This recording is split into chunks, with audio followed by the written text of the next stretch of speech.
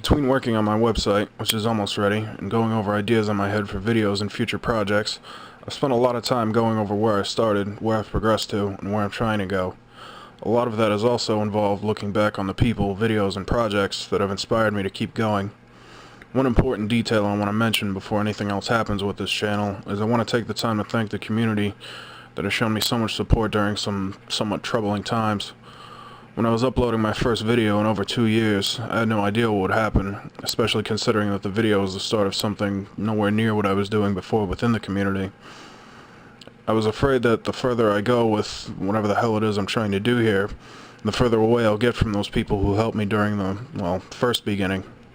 To my surprise, 3 years later, the same people are back, offering the same support, and for that I wanted to take the time to say just how much that means to me. Thank you.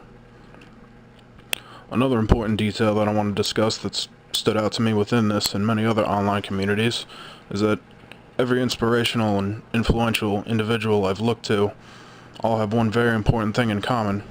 They all kind of sucked when they started. But with each of them, they kept going, and those few videos that kind of sucked were practice and experience, which helped them suck less with each attempt until eventually they became the inspirations that I and many others see them as today. When I began to notice this pattern, I found it to be a surprisingly huge relief.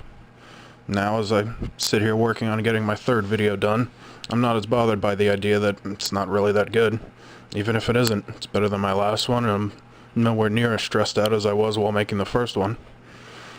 By keeping these first few videos to simple discussions, I've given myself a bit of a warm-up, where I can afford to suck at this without the risk of really fucking up with one of my bigger ideas. Soon, after a few more videos that kind of suck, I'll hopefully feel comfortable enough to post some of the stories I've wanted to write and share, along with some of the game ideas that came to me during my first semester in game design. If I can get through that and keep going, then I might feel like I'm getting somewhere.